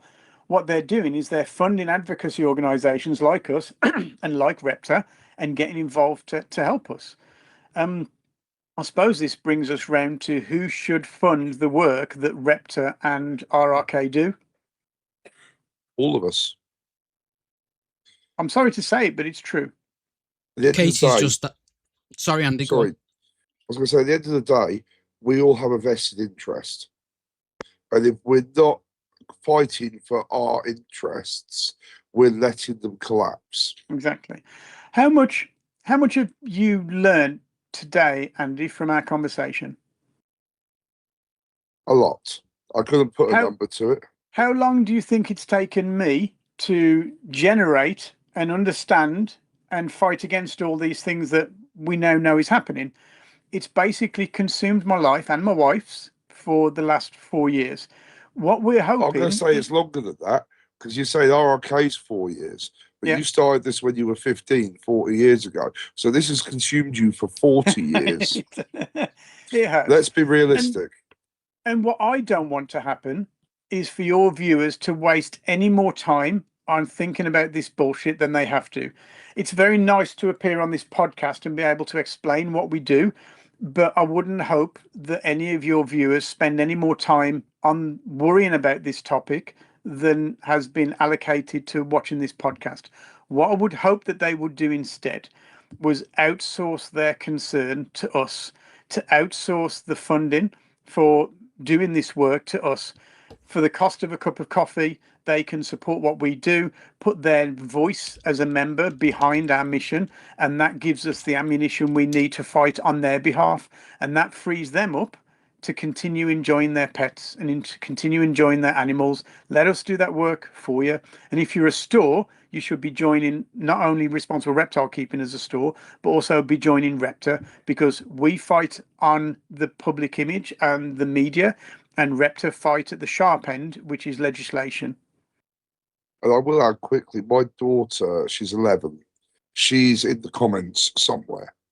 She's the whole reason I got into reptiles in the first place. Yeah. And at the end of the day, all of this is important, as much as important for her as it is for any of the rest of us. For sure. This is why Chaz and I are motivated to work as hard as we do. I remember being 15 and speaking to my mentors from the Serpentarium in Warsaw, the big reptile house where I worked. Yeah. And these people who were the best of the best were really, really old people, really old. They were like, I don't know, 30, 35 and 40 years Yeah. old, like old people. And they took me under their wing. Yeah. And they entertained me and they informed me and they nurtured me and they made sure I had what I needed to enjoy my reptiles for the next 40 years. Right now, I'm old. And so are you, Chaz, if you're listening. Yeah.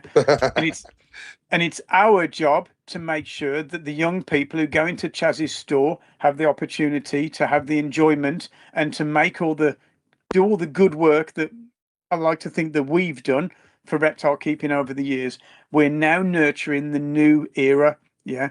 And it's Agreed. our job, mine and Chaz's, to make sure that that happens. That's what we're here for. That's what motivates us. I'm going to hold you. It's not just yours and Chaz's job, though.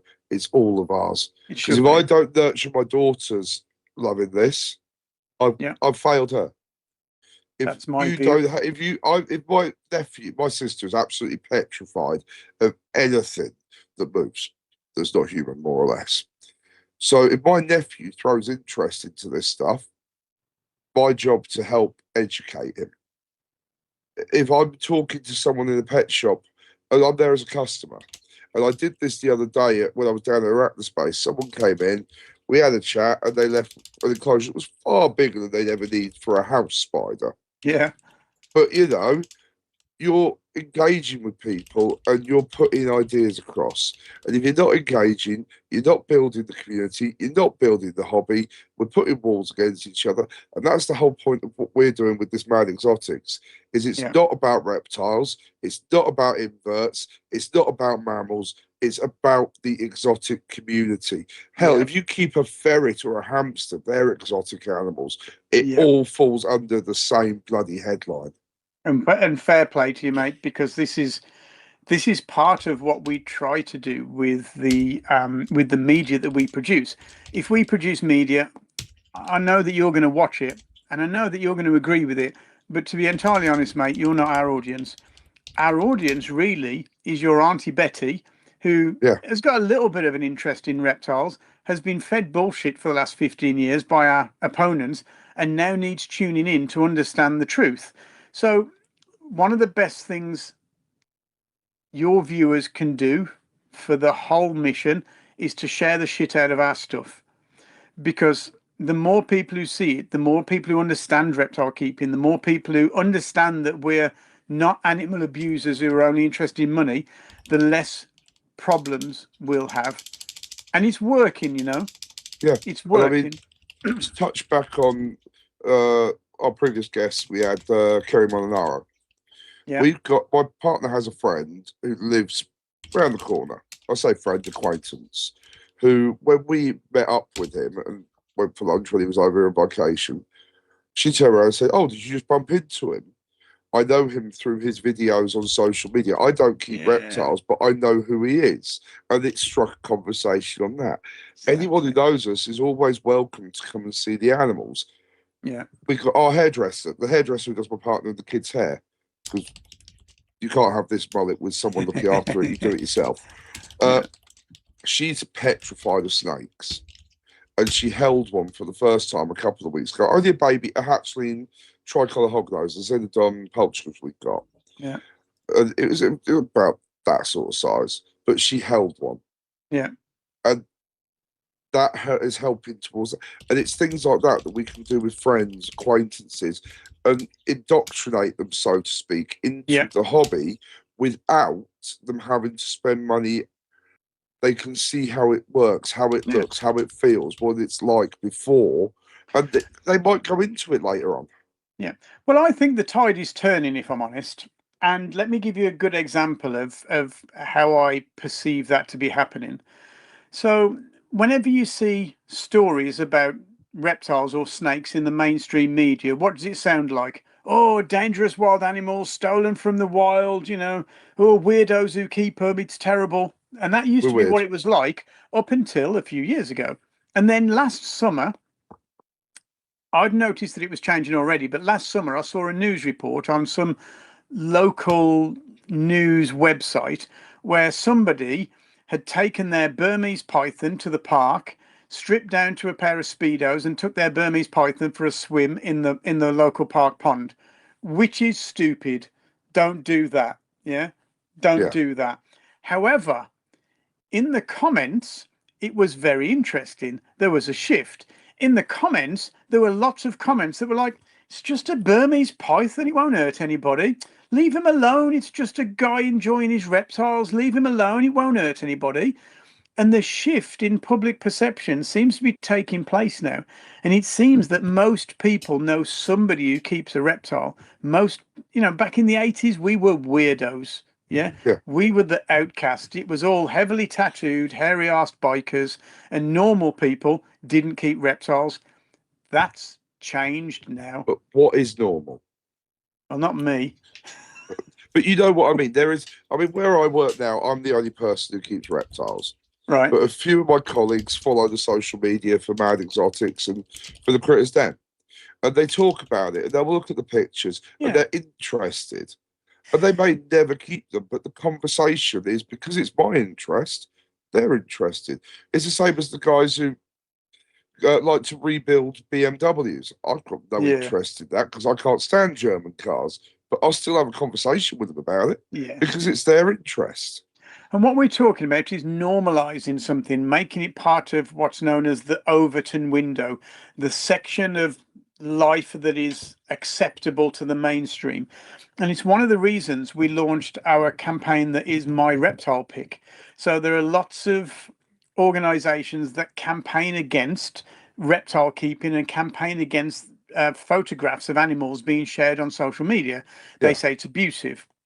Well, we don't think that's true of most reptile keeping anyway. We think the more people who see reptiles online, the better it is. The more people who get involved, the more people you'll get understanding them. So once a month, we run a project called My Reptile Pick. And what we ask, is it tomorrow, but the first? Yep. Sunday. Sunday. No, Sunday. Sunday. On Yep. Sunday, the first of every month, we ask everybody to share a photograph of them and their reptile and hashtag my reptile pic and tag us. And what we do is every month we choose our favorite and we use them as next month's star in the my reptile pic video, and we send you a responsible reptile keeping mug. But what we're doing here is we're normalizing and making people understand that reptiles are a perfectly good pet for many, many people. I realize we're pushing our luck with time here, It's all right. Yeah. But- It's but I okay. wanted to do my 1 minute rant on why reptiles are the best pets. And go. Scientifically speaking, reptiles are the best pets. So, subjectively speaking, you might prefer a dog or a cat or an ostrich or whatever it is that you think is the best pet for you, just because you fancy one. But objectively speaking, reptiles are the best pet because they won't miss you when you go to work and they won't pine for you. They won't bark all day or make loads of noise to upset your neighbours. Yeah. They won't leave hair all over your flat or your house and make the deposit from your landlord go away. Yeah. You're very unlikely to catch a zoonosis from them. You're very unlikely to be hurt by them. Yeah. You can't be allergic to them really. So they're a good pet in that way. They have probably the best welfare of most pet taxa. And although most people think this isn't true, many people I know have reptiles that they have an affectionate relationship with, very much like their dogs and cats. So if a lot of your viewers might be too young to remember Top Trumps, but I think me and you are old enough to remember Top Trumps, aren't we? I think we It's- all remember Top Trumps. Yeah, it's a card game where you have to pick the superior card and Yeah. you measure it against other cards. And you pick which area you got the highest score and you play Yeah. that and they have to try and beat you. If you play Top Trumps with pets, reptiles would win every time. Yeah. Because we're the least dangerous, the most welfare, and the least likely to make you ill. And there's lots They're of reasons why cost-effective as well. they're small. They live in small enclosures. They're not going to eat the local wildlife like your cat will. There's lots and lots of reasons why reptiles make the best pet for most people, and that's why they've become all the more popular as we speak. I think it was Chaz who was explaining that, the average household and the average household income now, and the type of households that people live in, where both parents or both carers go to work, yeah, probably don't have the capacity for a dog or a cat or a parrot, but a reptile fits the bill. And we know the benefits of pet keeping. Everybody gets health benefits and mental health benefits and learn responsibility from keeping pets and then learn how to deal with death. The benefits of pet keeping and the economy benefits from pet keeping. So if people can't keep a dog or a cat, but they can keep a reptile, surely that's a bloody good thing. And anybody who wants Yeah. it to stop it from happening can foxtrot Oscar. No, agreed. And just to touch back on your once a month with your share your reptiles. Yeah. We do every Wednesday our community spotlight. Sweet. So one person each week, we do a post on Wednesday with something of theirs, whether it be enclosure, an animal, whatever they're working on, and share their social medias through that. Great news. This is exactly what we want, and we want it on your personal timeline so that your Auntie Betty sees it. Yeah. We want as many people as possible to see that reptiles make awesome pets. So if you want to help us, get involved with my reptile pick, share photos of you and your reptile. You never know, you might win a mug. That would be great. Join us as a member. It costs as much as a cup of coffee, and then you can put your mind at rest that we'll be working our ass off on your behalf to try to protect reptile keeping and exotic pet keeping. And beyond that, the dead easiest thing you can do is just share the shit out of all our content. Just get it out there. Our success is measured on how many people see our stuff. Let's imagine that we were ultimately successful, that we closed down all the bullshit online and there wasn't any legislation. What would people say? Oh, well, there's nothing to worry about. We don't need to fund you. We don't need to support you. You can't measure our success that way. Let's imagine that we were really awful let's imagine that there was loads of legislation and loads of bullshit online about reptile keeping. What would people say? Oh, well, you're not doing your job. We won't support you. So we can't be measured in those two ways. So how are we measured?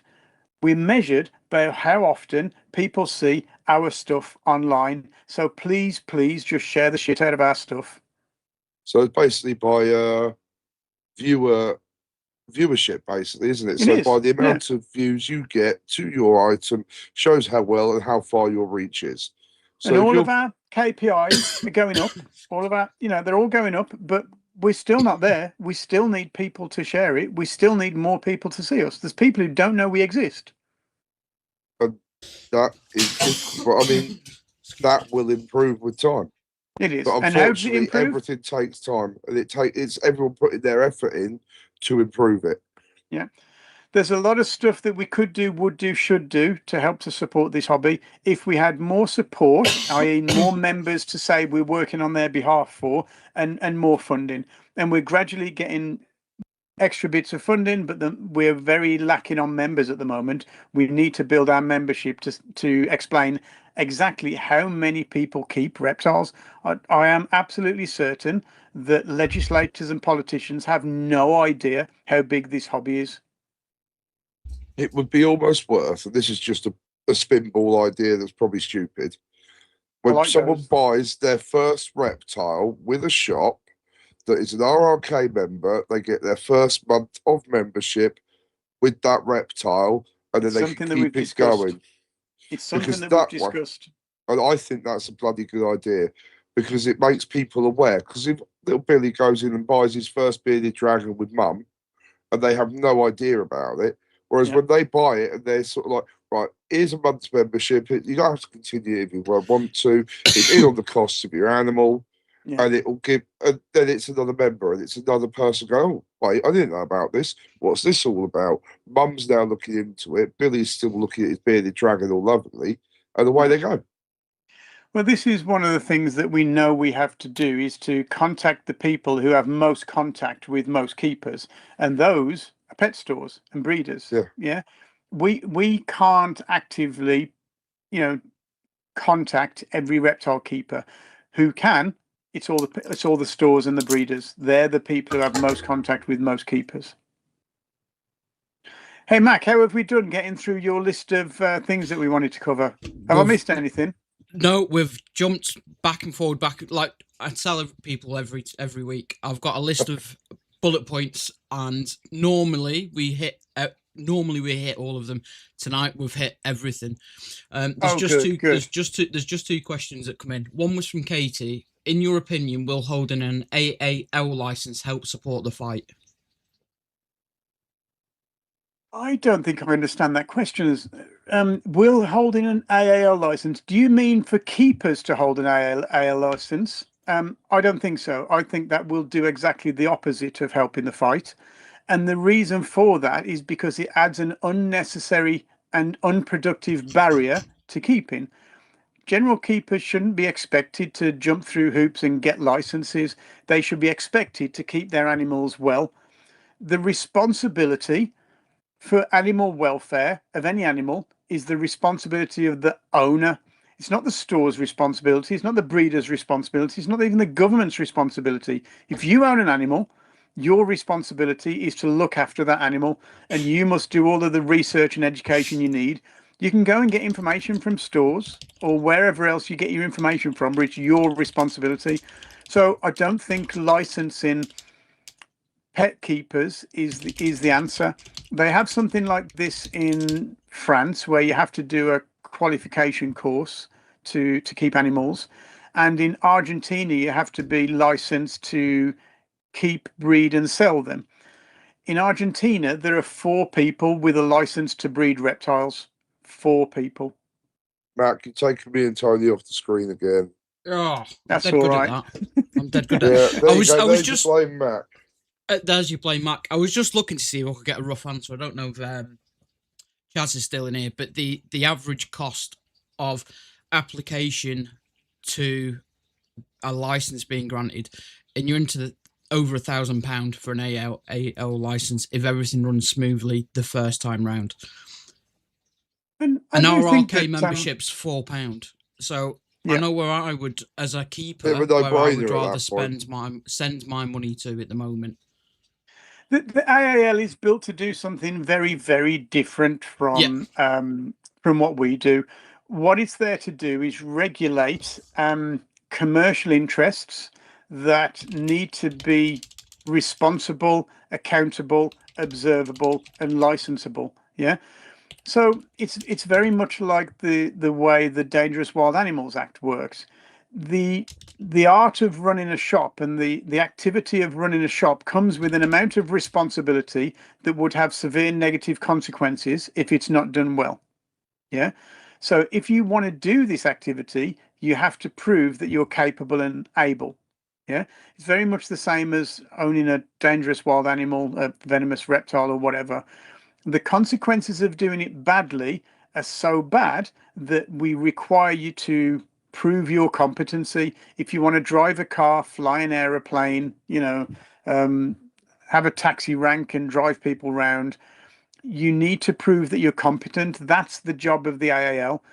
What we do is we advocate for those people who should really just be enjoying their animals, and we speak on their behalf and supporting us and supporting Repta, or if you're overseas, supporting whoever is your in-country advocacy organization.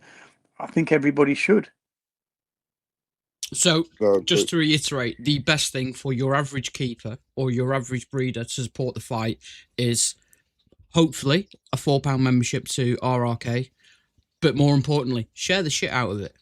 To quote, Yeah, you know, exactly that. Make it so it can't be missed. Every time you open your social media, RRK is there. That's what we're aiming to do, and we are gradually getting there. We're very surprised at the amount of reach that we're getting in different places, and that's growing month on month. I keep tabs on it, and it is growing month on month.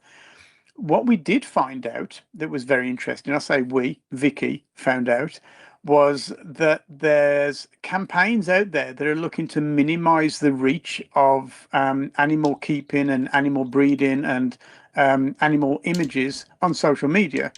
By complaining about what they see, they can constrict the algorithm to not publicize it as much.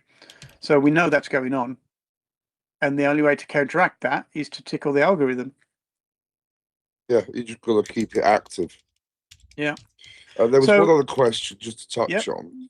With someone, I can't remember who it was, but roughly how many members does RRK have at the moment? I think it's about 500. So If I that could remember be a rightly. lot better. Yeah, and most of our members are UK based.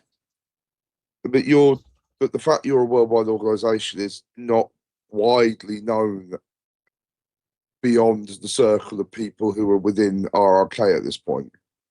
It is, and this is one of our major constraints: is that we know that we need a membership retention and generation staff, but we don't have the funds for that. So Vicky does that. We know that we need a bookkeeper, but we don't have the funds for that. So Vicky does that. We know that we need somebody to look after customer interaction, but we don't have anybody to do that. So Vicky does that. Vicky's basically fried. Yeah. So So you am I. need more members, you need more income so you can get more reach, more staff, and improve the fight further. There's a lot that we could do and should do. We find ourselves spending funds on projects that advocate for pet keepers. So let me give you a good example. The European Commission's work at illegal wildlife trade basically took 2 months of my life away for me to do all the research. We had to go through 670 lines of research paper that they used to justify their position that was absolute bullshit. So it took 2 months of my life to do that. Really, we should have had somebody to do that for us so as I could have continued doing the things that I'm better at doing, that I should have been doing. But we spent a lot of time and money on that project to make sure that we had the representation that we needed in Europe. We're spread very thinly and should be more focused on what we do best. Would it be acceptable for people to offer to volunteer to help with your social media stuff, with your push, and with things like that. I mean, I know you guys don't want something for nothing at the end of the day, and everyone needs to earn a living. But if there was a way for people to volunteer to help, would it be something that you guys would be open to accepting? Yes, absolutely. There's things that we could do. So we have thought about using volunteers, but let me talk about the downside of that before I talk about where we've got to with it. So the downsides of people volunteering is that they are very eager and very useful and really, really affordable. That's the benefits of it. But as soon as, I don't know, little Billy has to do football training on a Thursday night, or they move house, lose their job, mom goes into a care home or whatever, quite understandably, priorities change. And we need a more reliable long-term solution for some of the problems, some of the workloads that we have. So the Yeah. only way to get that is to be able to pay for it, so that if John does it today and John leaves, I can recruit Jenny to do it instead. That's the only way to do that reliably. When organizations rely on volunteers and then they lose that volunteer, they sometimes lose a lot of their capacity, and we simply can't do that. What we are looking for is people who want to have pet projects. So, for example, Mac. say that again. Mac likes a pet project. I've got loads for you. So this would look something like, we want to create. Let's give you an example that we've used recently. We have contact with a guy called Dr. David, I think it's Jeffries in America. He's a reptile vet. And he came to us with some information from America about the number of people who are killed by reptiles each year compared to the number of people who are killed by dogs. Yeah. Yeah. And I was like, wow, this is exactly the research that we need. Can you extend that research into looking at the number of people who are killed by all the different animals? And then we can compare that with reptiles.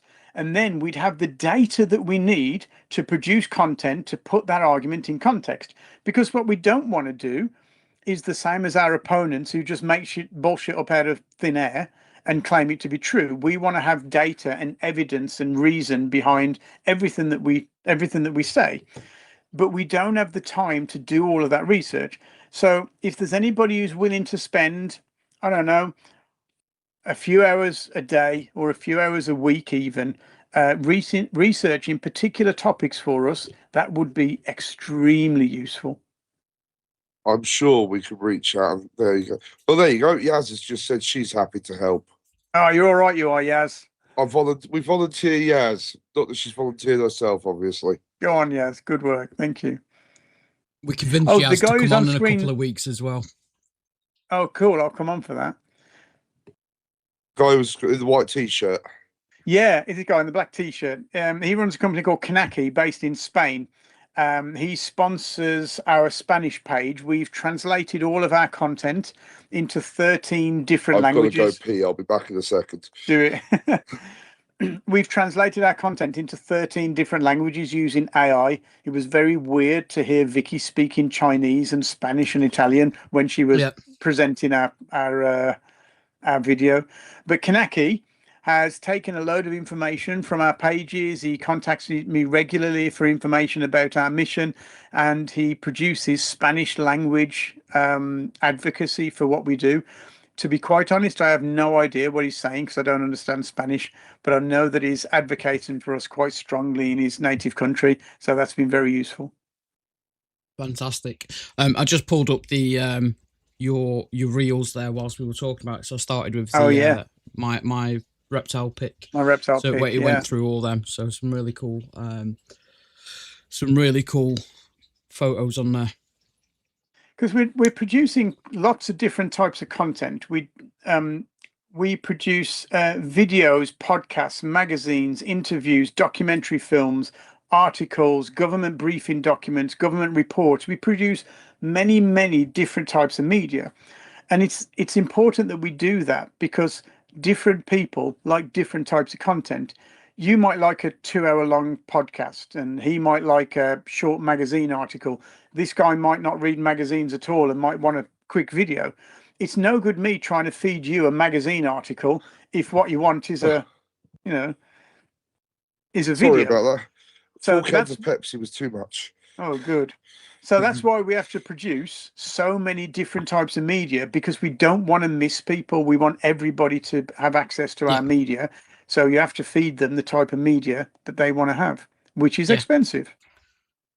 Chris has just asked if the Scottish has been put through the translator yet, or did it ask for subtitles? You joke, Chris, but we literally discussed that earlier when we were backstage pre-live. It was a conversation that come up. So it was. It's interesting. In that documentary that we had a German guy and a Norwegian guy, and it was only the Scottish guy that we thought we ought to subtitle. I was just about to say, but it was the Scot that you had the biggest trouble with. It almost makes me think of Hot Fuzz, where you've got the guys talking. You've got the first one who's a bit sort of country, no one can understand. Then the next one translates, the next one translates, and then you've got it to where you want it to be. Exactly. But this is one of the big issues of what we do, that if we're international, we have to do it in all the languages. So we have to translate. And thankfully, AI is doing a very good job of that now. Just a few years ago, it didn't. But we're getting exposure in those countries now. It's another good use of AI. Right, we're about to hit 2 hours dead, so I think we should probably wrap up for the night. So just to finish off, where can people find you, Tony? Everywhere. Type Responsible Reptile Keeping into any search engine or AI, and they'll come up with us on YouTube, Facebook, Instagram, Substack, Twitter. Are we on Twitter? Yeah, we're on Twitter, and we're on TikTok, and we've got our website, which is where you'll find everything. Have I missed anybody?